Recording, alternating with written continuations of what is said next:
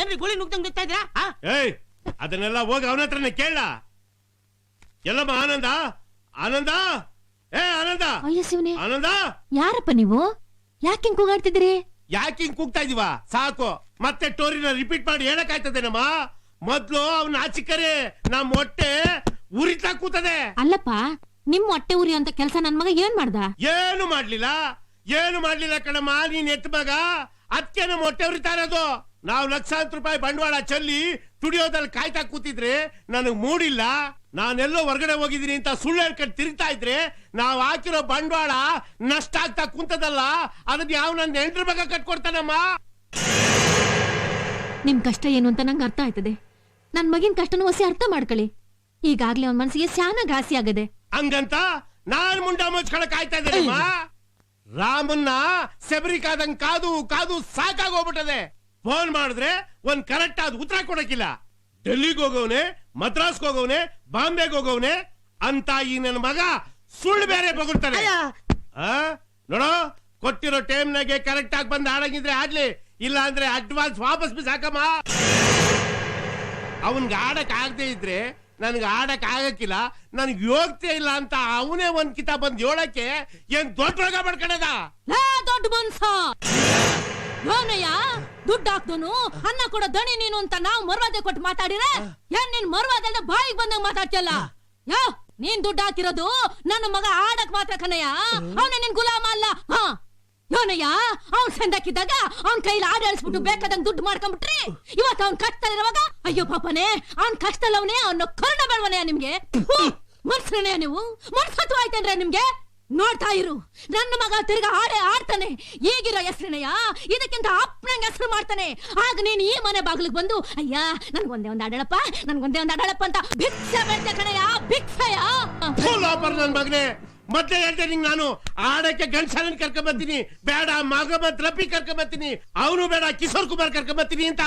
ನನ್ ಮಗನೇ ಬಜಾರಿಗೆ ಚಂದಾಗಿ ಓಡ್ತಾ ಇದ್ದೆ ಕೂತ್ರೆ ಅಂತ ಹೇಳ್ದಲ್ಲ, ಈಗ ನೋಡು ಎಕ್ತಾ ಕೂತವ್ರೆ.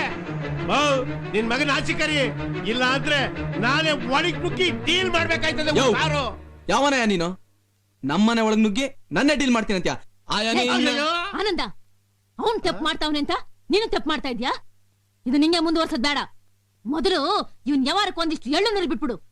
ಅದ್ ಯಾವತ್ ಹಾಡು ಹೇಳ್ತೀನಿ ಅಂತ ಅದನ್ನ ಹೇಳ್ಕಳ್ಸು. ಹೇಳೋದ್ ಕೇಳೋದೇನಿಲ್ಲ ಕಣವ, ಈ ವೈನ್ ಆಡಕಿಲ್ಲ. ATS ಅವ್ರು ಕೊಟ್ಟಿರೋ ಅಡ್ವಾನ್ಸ್ ಜೊತೆಗೆ ಇನ್ನೊಂದ್ 10,000 ರೂಪಾಯಿ ಸೇರ್ಸ್ಕೊಡು. ಮೊದ್ಲು ಜಾಗ ಖಾಲಿ ಮಾಡ್ಲಿ. ನಿಂತಾವ್ ಕಾಸು ವಾಪಸ್ ಇಸ್ಕೊಂಡು ಕೇಸ್ನ ಕೈ ತೊಳ್ಕೊಂಡ್ಬಿಡ್ತೀನಿ ಅಂತ ತಿಳ್ಕೊಬೇಡ. ಪೇಪರ್ನವ್ರನ್ನ ಕರೆಸ್ತೀನಿ, ನಿನ್ ಹಿಸ್ಟ್ರಿ ಎಲ್ಲ ಹೇಳ್ತೀನಿ, ಗ್ರ್ಯಾಂಡ್ ಪಬ್ಲಿಸಿಟಿ ಕೊಡ್ತೀನಿ. ಯೋ, ಪೇಪರ್ನವ್ರಿಗಾದ್ರೂ ಹೇಳ್ಕೊ, ಪೋಸ್ಟ್ ನ ಪ್ರಿಂಟ್ ಮಾಡಾದ್ರೂ ಅಂಟಿಸ್ಕೊ. ನಾನೇನು ಮಾಡ್ಕೊಳಕ್ ಆಗಲ್ಲ, ಹೋಗಯ್ಯ. ಇನ್ನು ಏನ್ ಕೇಳಿಸ್ಕೊಂಡಿದ್ದ? ದುಡ್ಡು ಇಸ್ಕೊಂಡು ಹೋಟ್ಲು ರೂಮಿಗೆ ಬಾ, ನಿನ್ಗೆ ಐತೆ.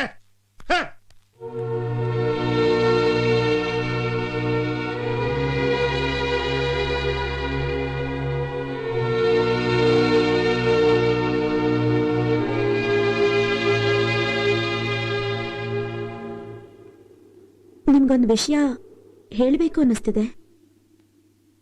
ಹೇಳು.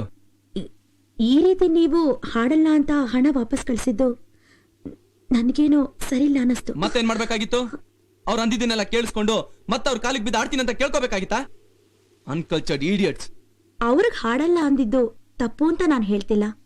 ನೀವ್ ಬೇರೆ ಯಾರಿಗೂ ಹಾಡಲ್ಲ ಅಂತ ಹೇಳ್ತಿದ್ದೀರಲ್ಲ, ಅದು ತಪ್ಪು. ಇದು ನಿಮ್ ಪರ್ಸನಲ್ ವಿಷಯ ಅಂತ ನನಗ್ ಗೊತ್ತು. ಇದ್ರಲ್ಲಿ ನಾನ್ ತಲೆ ಹಾಕ್ಬಾರ್ದು ಅಂತಾನೂ ನನಗ್ ಗೊತ್ತು. ಆದ್ರೆ ನನಗ್ ಸಹಾಯ ಮಾಡಿದ ಈ ಮನೆಯವರ ಪರಿಸ್ಥಿತಿನ ನನ್ ಕಣ್ಣಾರೆ ನೋಡಿದ್ಮೇಲೂ ನಾನ್ ಸುಮ್ನೆ ಇದ್ರೆ ಅದು ನನ್ನ ಆತ್ಮಕ್ಕೆ ದ್ರೋಹ ಮಾಡ್ಕೊಂಡಾಗತ್ತೆ.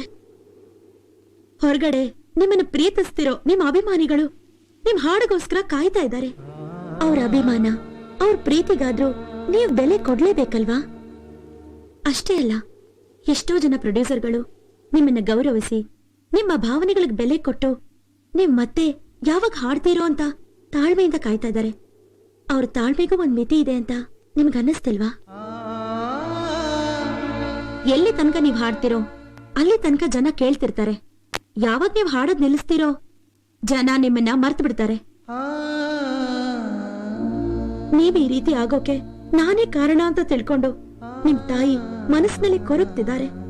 ನೀವ್ ಮತ್ತೆ ಮೊದಲ್ನಾಗಾಗ್ಬೇಕು, ಹಾಡ್ಬೇಕು ಅಂತ ಬಹಳ ಆಸೆ ಇಟ್ಕೊಂಡಿದ್ದಾರೆ. ಆದ್ರೆ ನಿಮ್ ಈ ಮೌನ ಅವ್ರಿಗೆ ಪ್ರತಿ ಕ್ಷಣ ಹಿಂಸೆ ಕೊಡ್ತಿದೆ. ಯೋಚನೆ ಮಾಡಿ, ಕುವೆಂಪು ಅವ್ರು ಹೇಳ್ದ ಹಾಗೆ ನಿಮ್ಮಲ್ಲಿರೋ ಚೇತನನ ನಿಲ್ಲಿಸ್ಬೇಡಿ, ಅದಕ್ಕೊಂದ್ ಮನೆನೂ ಕಟ್ಬೇಡಿ, ಅದ್ರ ಕೊನೆನೂ ಮುಟ್ಟಿಸ್ಬೇಡಿ. ಆ ಚೇತನನ ಅನಂತವಾಗಿರೋ ಹಾಗೆ ಮಾಡಿ.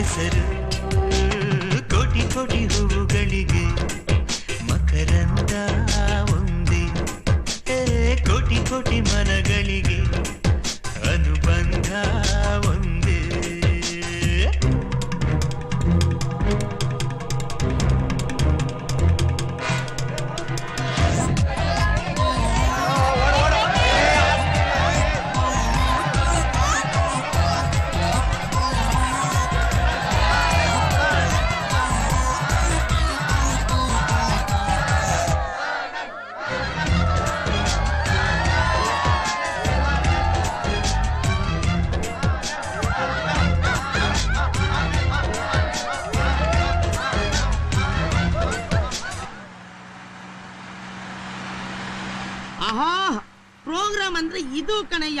ಅಯ್ಯಯ್ಯೋ, ಆ ಹುಬ್ಳಿ ಕ್ರೌಡ್ ಏನು ಕೂಗಾಟ! ಅಯ್ಯಯ್ಯಪ್ಪ, ಅವ್ರ ತಟ್ಟಿ ಚಪ್ಪಾಳೆಗೆ ನನ್ ಎದೆ ಗುಂಡಿಗೆನೆ ಗಡ ಗಡ ಗಡ ಅಂತ ನಡಗೋಯ್ತು. ಯಪ್ಪ, ಡ್ರೈವರ್ ಒಂದ್ ನಿಮಿಷ ನಿಲ್ಸು, ಗಾಡಿ ನಿಲ್ಸು.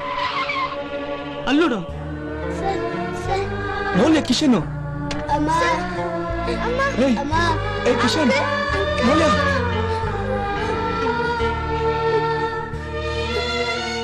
ಅಯ್ಯಯ್ಯೋ ಪಾಪಿ, ಮಕ್ಕಳು ಅನ್ನೋದನ್ನ ನೋಡ್ದೆ ಹಿಂಗ್ ಮಾಡವಳಲ್ಲ.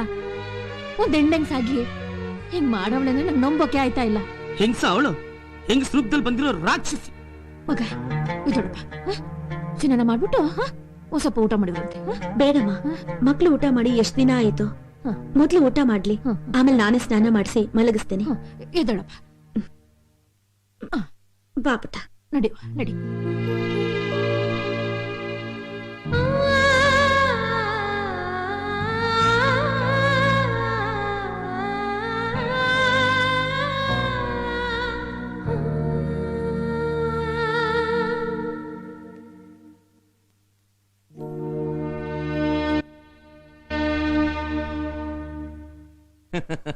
ನನಗೆ ಗೊತ್ತಿತ್ತು, ಆನಂದ್ ಲಯನ್ ಹಾರ್ಟೆಡ್ ಮ್ಯಾನ್. ಎಂತ ಪ್ರಾಬ್ಲಮ್ ಬಂದ್ರು ಈಸಿಯಾಗಿ ಸಾಲ್ವ್ ಮಾಡ್ಕೊಂಡ್ಬಿಡ್ತಾರೆ. ಈಗ ನೋಡಿ ಹೇಗ್ ಫಿನಿಕ್ಸ್ ತರ ಮತ್ತೆ ರೈಸ್ ಆಗ್ಬಿಟ್ರು. ಅಯ್ಯಯ್ಯಯ್ಯಯ್ಯೋ, ಅದಕ್ಕೆ ಅಲ್ವೇ ನೀವೀಗ ಅಗ್ರಿಮೆಂಟ್ಗೆ ಸೈನ್ ಮಾಡಿಸ್ಕೊಳಕ್ ಬಂದ್ಬಿಟ್ಟಿರೋದು. ನಾನು ಏನ್ ಹೇಳಕ್ ಬಂದೆ ಅಂದ್ರೆ, ಅಗ್ರಿಮೆಂಟ್ ನಲ್ಲಿ ಇರೋದನ್ನೆಲ್ಲ ನೀವು ಒಂದ್ಸಲಿ ಓದ್ಬಿಟ್ರೆ ನಾವೆಲ್ಲ ತಿಳ್ಕೊಂಡ್ಬಿಡ್ತೀವಿ ಅಂತ. ಆಯ್ತು ಸರ್, ನಾವು ನಿಮಗೆ 1 ವರ್ಷಕ್ಕೆ 10 ಲಕ್ಷ ರೂಪಾಯಿ ರಾಯಲ್ಟಿ ಕೊಡ್ತೀವಿ. ಅದು ನೀವು ಹಾಡೋ ಹಾಡ್ಗೆ ನಾವು ಕೊಡ್ತಿರೋ ಪೇಮೆಂಟ್ ಅಲ್ಲ ಸರ್, ಎಕ್ಸ್ಟ್ರಾ ಮನಿ. ಈ ರೀತಿ ನಾವು 5 ವರ್ಷ ಅಗ್ರಿಮೆಂಟ್ ಮಾಡ್ಕೊಂಡ್ ಬಿಡೋಣ. ನಮ್ ಕಂಡೀಷನ್ ಏನಪ್ಪಾ ಅಂದ್ರೆ, ನೀವು ನಮ್ ಕಂಪ್ನಿ ಮಾತ್ರ ಹಾಡ್ಬೇಕಷ್ಟೇ.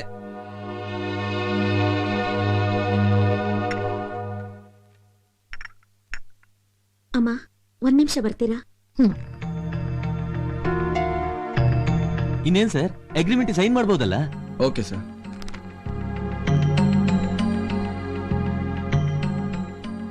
ಮಗ, 1 ನಿಮಿಷ ತಡಿಯಪ್ಪ. ಇವತ್ತು ದಿನ ಚೆನ್ನಾಗಿಲ್ವಂತೆ, ಒಂದ್ ಒಳ್ಳೆ ದಿನ ನೋಡಿ ಒಪ್ಪಂದ ಮಾಡ್ಕೊಂಡ್ರಾಯ್ತು. ಆಯ್ತವ, ತೋಳಿ ಸರ್. ಆಯ್ತಮ್ಮ, ತಾವ್ ಹೇಗ್ ಹೇಳ್ತಾರೋ ಹಾಗೆ ಆಗ್ಲಿ ಆಯ್ತು. ಸರ್. ಆದ್ರೆ ನೀವು ಮಾತ್ರ ನಮ್ ಕಂಪ್ನಿಗೆ ಅಗ್ರಿಮೆಂಟ್ ಮಾಡ್ಕೋಬೇಕು. Okay sir. ದುಡ್ಡಿನ ಪ್ರಾಬ್ಲಮ್ ಇದ್ರೆ ನೆಗೋಷಿಯೇಟ್ ಮಾಡೋಣ. ಶೋರ್. ನಾನೇನ್ ಬರ್ತೀನಿ, ನಿಮ್ Thank ಜೊತೆ you. ಟಚ್ ಅಲ್ಲಿ ಇರ್ತೀನಿ ಸರ್. ಓಕೆ, ಬರ್ತೀವಿ ಸರ್. Thank you sir. ಬರ್ತೀನಮ್ಮ. ಬರ್ತೀವಮ್ಮ. ಅವ್ವ, ಆ? ಯಾಕವ್ವ ಈ ತರ ಮಾಡ್ದೆ?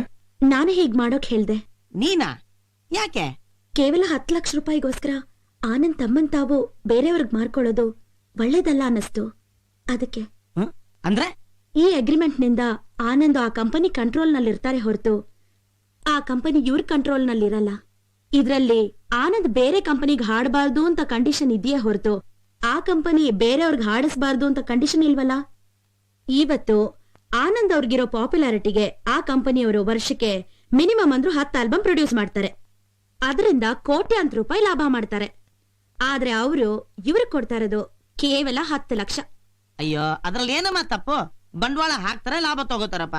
ನೀವ್ ತಿಳ್ಕೊಂಡಿರೋ ಹಾಗೆ ಅವ್ರು ಯಾವ ಇನ್ವೆಸ್ಟ್ಮೆಂಟು ಮಾಡಲ್ಲ. ಅವ್ರ ಬಂಡವಾಳನೇ ಆನಂದ್ ಅನ್ನೋ ಹೆಸರು. ಇದ್ರ ಜೊತೆಗೆ ಬೇರೆಯವ್ರಿಗೆ ಹಾಡಬಾರ್ದು ಅಂತ ಆನಂದ್ ಹತ್ರ ಅಗ್ರಿಮೆಂಟ್ ಮಾಡ್ಕೊಳ್ಳೋದ್ರಿಂದ ಇವ್ರ ಗುಡ್ ವಿಲ್ ನ ಪೂರ್ತಿ ಅವರೇ ಯೂಸ್ ಮಾಡ್ಕೋತಾರೆ. ಈ ರೀತಿ ಬೇರೆಯವರು ನಿಮ್ಮಿಂದ ಅನುಕೂಲ ಮಾಡ್ಕೊಂಡು ಲಾಭ ಮಾಡ್ತಿರ್ಬೇಕಾದ್ರೆ ನಾವೇ ಯಾಕೆ ಒಂದು ಕ್ಯಾಸೆಟ್ ಕಂಪನಿ ಓಪನ್ ಮಾಡಬಾರದು?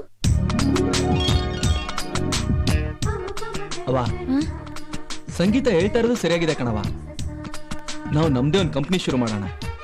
ಅದಕ್ಕೆ ಅಪ್ಪನ ಹೆಸರು ಇಡೋಣ.